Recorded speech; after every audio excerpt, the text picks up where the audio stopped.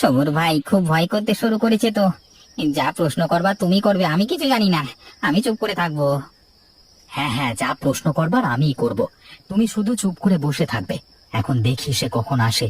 দুটো মাছ তো ধরে রেখেছি, সেটা দিয়ে না হয় ঘুষ দেব। কি ভাই, কালকে যে ভয় পেয়ে পালিয়ে গেলে, আমি কি তোমাকে মারবো বলেছিলাম? আরে না না, তা নয়, আসলে আমার এসব অভিজ্ঞতা নেই তো, তাই জন্য একটু ভয় পেয়ে গেছিলাম। ও নিয়ে কিছু মনে করবেন না। তা তোমার পাশেও কি মুদির দোকানের লোকটা না?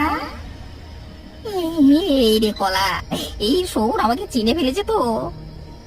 হ্যাঁ হ্যাঁ হ্যাঁ, ও অনেকদিন ধরেই মাছ ধরতে আসতে চাইছিল, কিন্তু এই গ্রামের মানুষদের তো আপনি চেনেন, ভয় দেখিয়ে রেখে দিয়েছিল। আমি আজকে নির্ভয় দিয়ে নিয়ে এসেছি, আপনি আবার যেন ভয় দেখাবেন না। না না, মাথা খারাপ নাকি? আপনার কাছে কিছু কথা জানবার ছিল, যদি আপনি সত্যি কথা বলেন তাহলে ভালো হতো। এই মাছগুলো কি আমার জন্য রেখেছো? হ্যাঁ হ্যাঁ, আপনার জন্যই রেখেছি। আচ্ছা বলুন তো, আপনি এইভাবে মানুষকে ভয় দেখিয়ে বেড়াচ্ছেন কেন?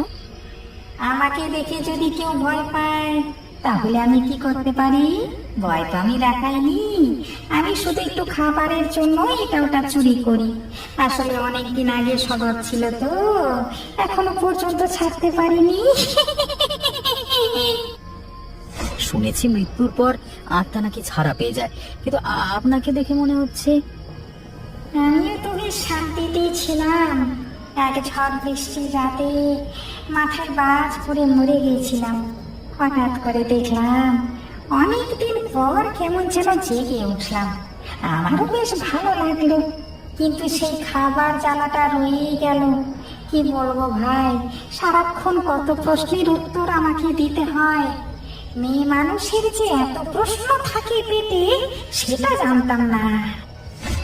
মেয়ে মানুষ? আপনি কার কথা বলছেন? এই যে যে আমাকে ডেকে তুলেছিল তার কথা। আমার কাছ থেকে জানতে চায় ভূতেরা কি চায়, ভূতের সমাজে কি হয়। আমাকে প্রত্যেক দিন জমা খরচের হিসেব দিতে হয়। এভাবে কি সম্ভব? সে কি প্রত্যেক রাতে আপনার কাছে আসে? আজকেও আসবে, দেখবে নাকি তাকে?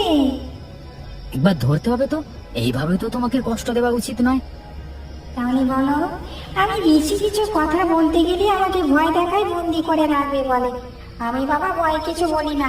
সন্ধেবেলা থেকে ছাড়বে, কবরে থাকতে ভালো লাগে না, তাই এদিক ওদিকে একটু পেটের সন্ধানে ঘুরে বেড়াই। এই মেয়েটার নামটা জিজ্ঞেস করো। মেয়েটার নাম কিছু বলতে পারবেন? না, অত কিছু বলতে পারবো না। শুধু বলেছিল ও নাকি কিসব পরীক্ষা করছে, তারপর আমি জানি না। আর কতক্ষণ পর সে আসবে? রাতটা একটু গভীর হোক, চারিদিক নিস্তব্ধ হোক, সবাই একটু ঘুমিয়ে পড়ুক, তারপর সে আসবে।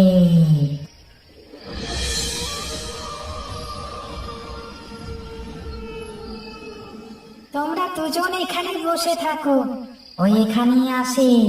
ওই গাছের তলায় দাঁড়িয়ে আমাকে কয়েকটা প্রশ্ন করে তারপর চলে যায়। ওই যে মনে হচ্ছে আসছে।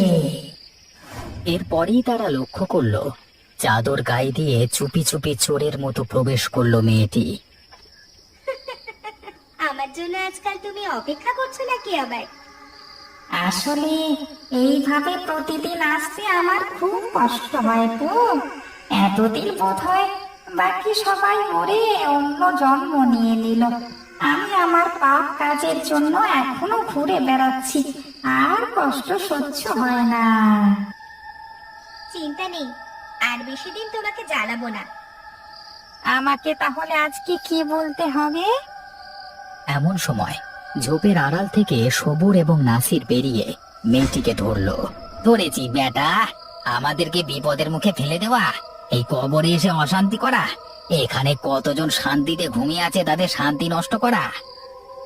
ছেড়ে দে আমাকে, ছেড়ে দে বলছি, না হলে কিন্তু খারাপ হয়ে যাবে। আমি কিন্তু এই কবরের সবাইকে জাগিয়ে তুলে তোদের পেছনে লাগিয়ে দেব। সে তুমি যা করবার করো, কিন্তু তোমার মুখটা তো একবার দেখি। এ কি নাসরিন দিদি, তুমি?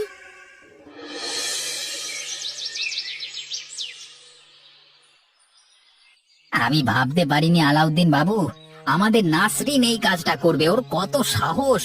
আমরা যেখানে রাতের বেলায় একা বের হতে পারি না কেউ, সেখানে ওই চোরের ভূতকে জাগিয়ে তুলেছে। আমি কাউকে জাগাইনি, ওর আত্মা এমনি ঘুরে বেড়াতো। আমি শুধু ওর সাথে যোগাযোগ করেছি। মুখটা একদম বন্ধ কর নাসরিন। আমি ভাবতে পারছি না তুই এরকম কাজ করবি, কিন্তু কেন করলি এই কাজ? আমার নিজের দরকারই করেছি আব্বা, তুমি আমার দোষ নিও না। দোষ নেব না? তুই কি বলতে চাইছিস? গ্রামের এতগুলো মানুষ ওই ভূতের জন্য সবাই ভয়ে ছিল। ঘরের থেকে মুরগি, গরু, হাঁস চুরি করছে, এ সমস্ত কিছু তোর জন্য হয়েছে। আব্বা, তুমি হয়তো জানো না, আমাদের ইউনিভার্সিটিতে আমাদের এক গুপ্ত সোসাইটি আছে।